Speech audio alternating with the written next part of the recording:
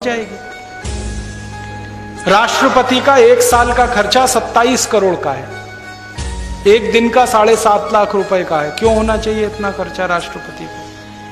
प्रधानमंत्री का खर्चा एक साल का 25 करोड़ का है, उप प्रधानमंत्री का अगर पोस्ट हो जाए तो 22 करोड़ का है, सारे मंत्रियों का 850 करोड़ का है, मुख्यमंत्री और राज्यपालों का मिला दिया जाए तो 77,000 करोड़ का है, और सारे के सारे कर्मचारियों का और पब्लिक सेक्टर और सबका इकट्ठा जोड़ दिया जाए तो 3.25 लाख करोड़ का है। ये खर्चा इतना क्यों होना चाहिए?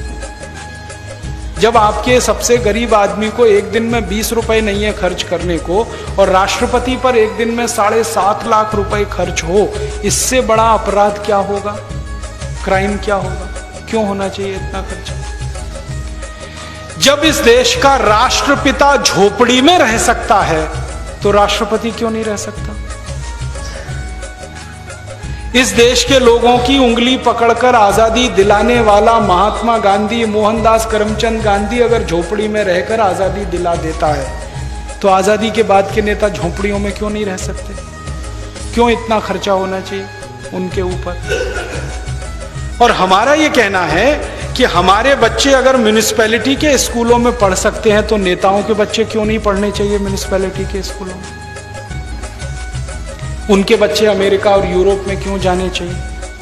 हमारा इलाज अगर सरकारी अस्पतालों में होता है तो मंत्रियों का इलाज क्यों नहीं होना चाहिए सरकारी अस्पतालों में? वो क्यों एम्स में भर्ती होते हैं? उनके कोई विशेष अधिकार हैं इसलिए ना, हम तो विशेष अधिकार खत्म करना चाहते हैं। आप दुनिया के तमाम देशों में जाओ, फ्रांस में जाओ, जर्मनी में जाओ, डेनमार्क में, स्वीडन में, कहीं भी चले जाओ, शाम को 5 बजे के बाद उस देश के राष्ट्रपति आपको सब्जी खरीदते हुए, अपना थैला लटकाते हुए दुकानों में दिखाई दे जाएंगे। राष्ट्रपति और प्रधानमंत्री भारत में क्यों नहीं हो सकता? साधारण आदमी की तरह जिंदगी क्यों नहीं बिता सकते?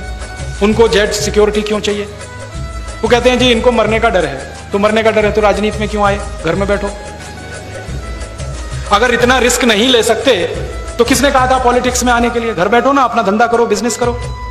हमारे यहां तो जिन लोगों को मरने का डर नहीं था वही लोग राजनीति में आए थे। भगत सिंह, ऊधम सिंह, चंद्रशेखर, जिनको मरने का ही डर नहीं था, जवान जिंदगी को दांव पे लगा देने का डर नहीं था, वही पॉलिटिक्स में आए थे। तो आजादी के बाद मरने का डर क्या है? सिक्योरिटी पर इतना खर्चा क्यों? और मेरा एक ही कहना है कि अगर इन नेताओं ने किसी का कुछ बिगाड़ा नहीं तो इनको चिंता क्या मरने की? कोई मारेगा क्यों? और अगर इन्होंने बिगाड़ा ही बिगाड़ा है तो इनको क्यों नहीं मार देना चाहिए? क्यों जिंदा रखना? आप बताओ ना, किसी का कुछ बिगाड़ा नहीं तो आप चिंता क्यों कर रहे हो? भगवान आपकी रक्षा करेगा। और जो जिंदगी भर बिगाड़ा है तो आपको जिंदा क्यों रहने दिया जाए? क्यों नहीं खत्म कर दिया जाए आपको इस व्यवस्था में? तो ये फालतू के खर्चे जो नेताओं पर हो रहे हैं, यही खर्चे को खत्म करके हम शिक्षा में खर्चा करने लगे तो हर गरीब आदमी का बच्चा बिना एक पैसा दिए पढ़ाई कर सकता है, engineer, doctor, chartered accountant, manager, IAS, IPS बन सकता है। थोड़ा सा चेंज करना है सिस्टम। हमारा मानना है कि सारे सांसद, सारे विधायक वैसे ही साधारण तरीके से रहें जैसे इस देश का आम आदमी रहता है,